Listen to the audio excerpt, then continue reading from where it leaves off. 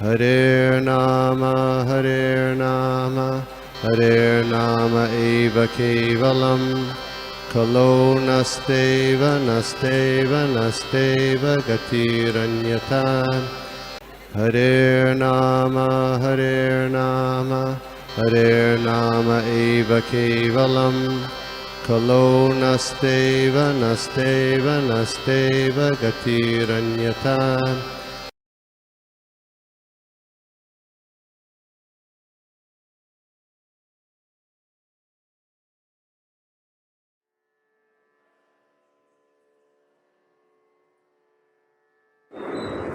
हरे कृष्णा।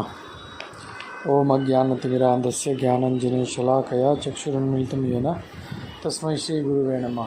मूकं करोति वाचालं पंगुं लङ्घयति गिरिं यत्कृपातमहं वन्दे श्रीगुरुदीनतारिणं परमानन्दमाधवं श्रीचैतन्येश्वरम्। हरे कृष्णा। तो अपने हिंदी व्हाट्सएप ग्रुप के सभी भक्तों का हार्दिक स्वागत है।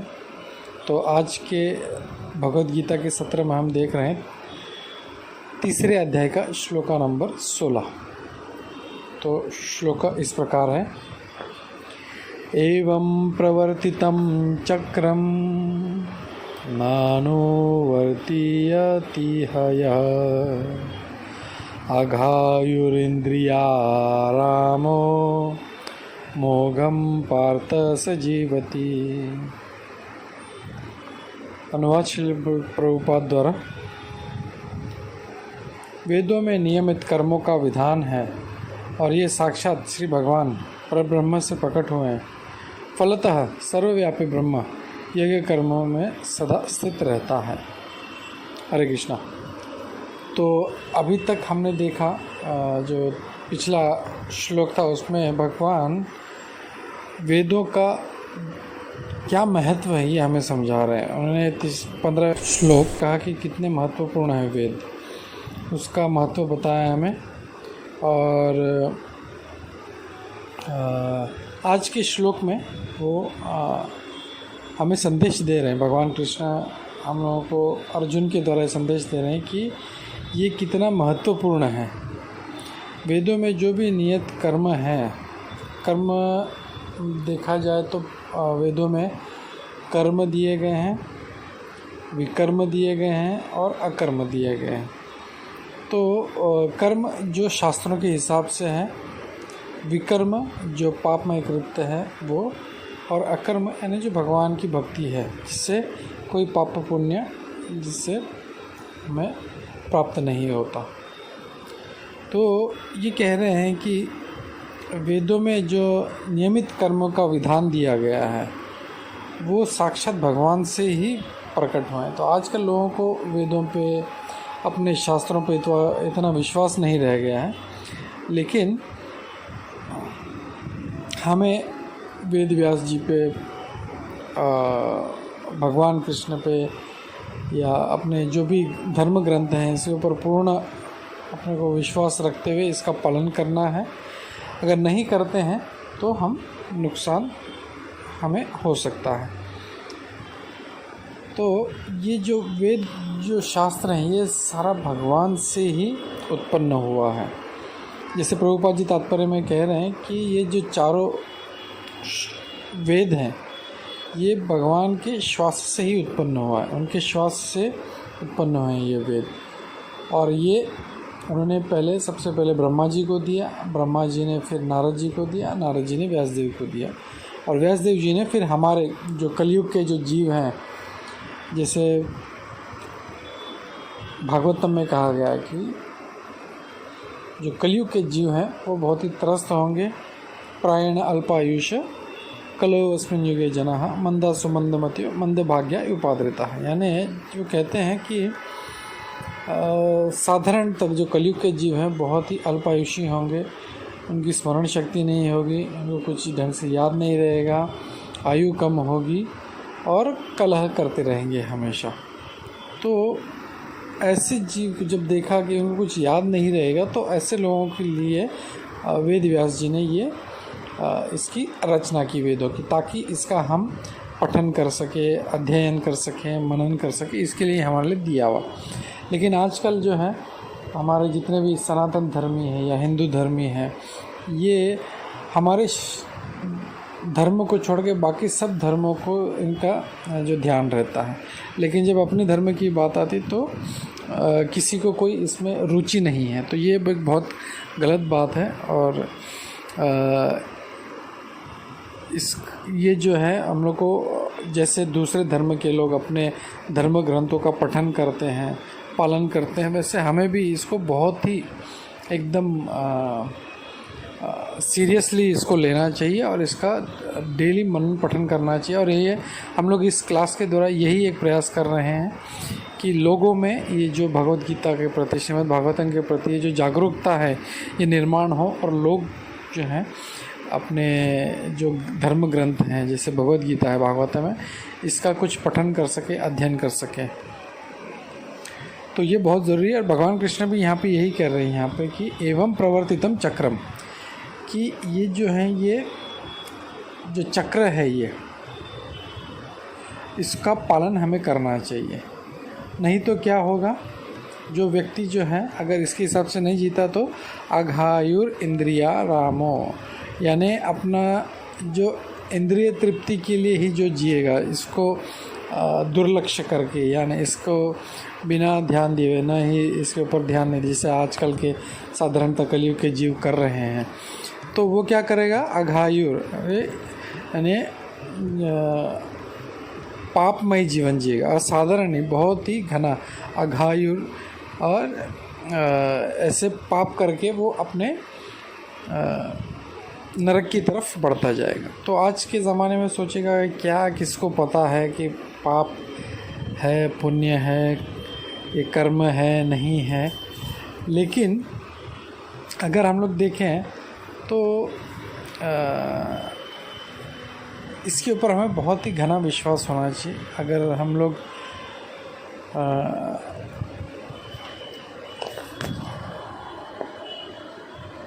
विश्वास नहीं करते तो इसमें हमारा ही नुकसान है। तो इसको हमें भगवद गीता के भगवान कृष्ण के वचनों को बहुत ध्यान देकर हमें सुनना चाहिए और उसका पालन करना चाहिए। और जैसे 13वें श्लोक में भी भगवान कृष्ण ये बोलते, यज्ञ शिष्टा आशिना संत मुच्यंते सर्वकिल विषय भुंजते ते तो अघम पापम ये पचनते आत्मकारणात्। यानी हम कह रहे हैं कि यहाँ पे हमें जो यज्ञ है या भगवान विष्णु हैं उनको ही अर्पण करके खाना चाहिए। अगर नहीं खा रहे हैं तो वो सिर्फ पाप खा रहे हैं, और वो भी कैसे, अघम पापम, यानी बहुत ही भयंकर पाप खा रहे हैं।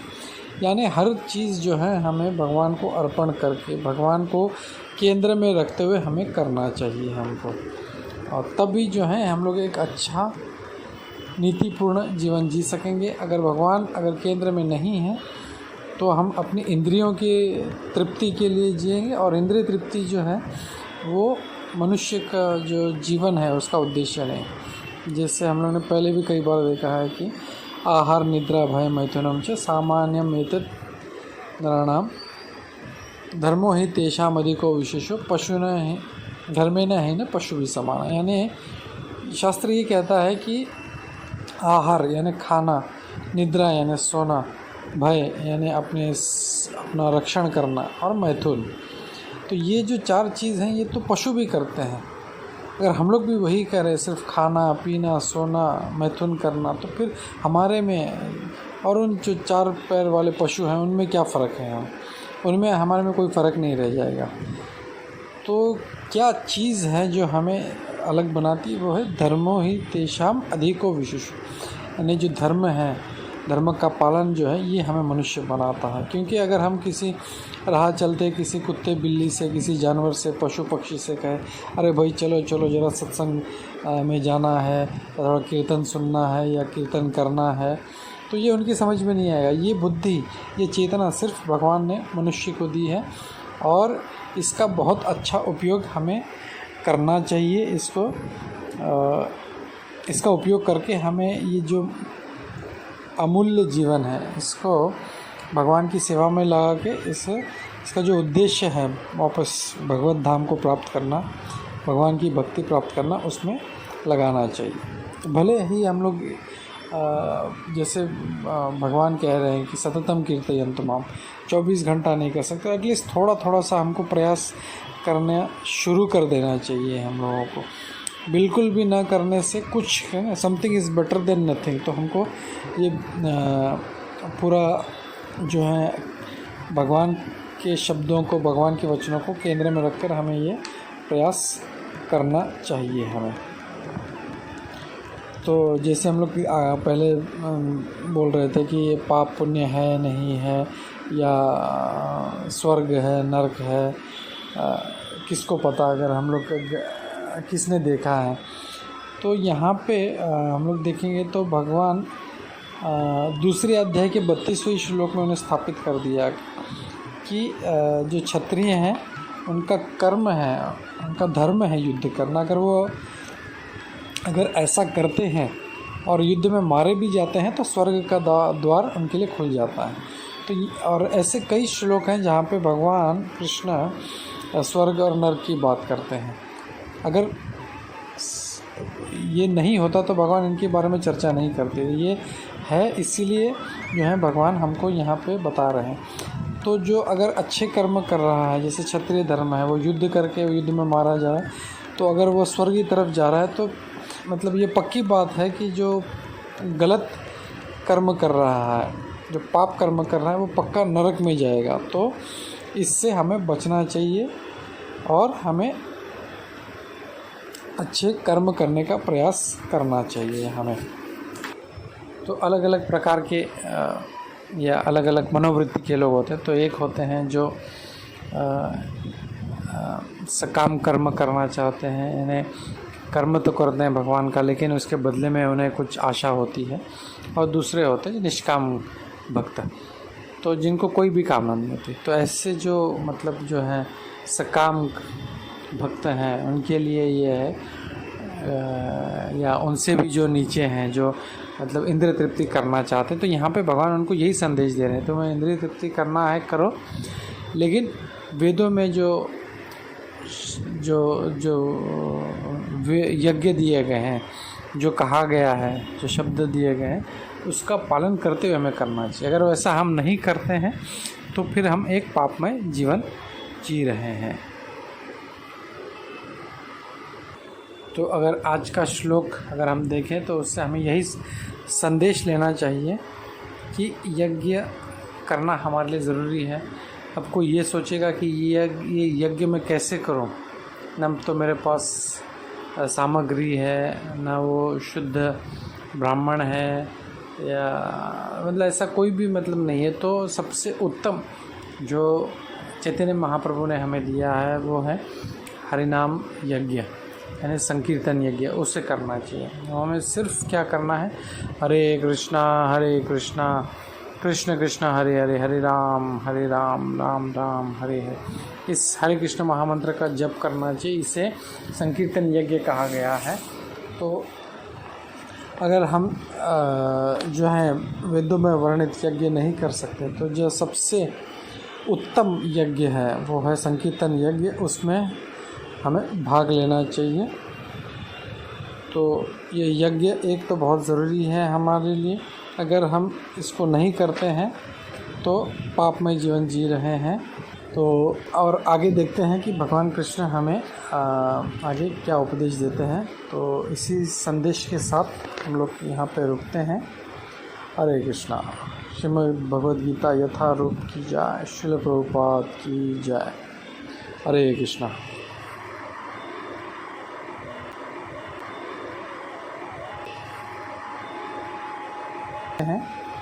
हरे कृष्णा। श्रीमद् भगवद गीता यथारूप की जय। श्रील प्रभुपाद की जय। हरे कृष्णा। हरे कृष्णा।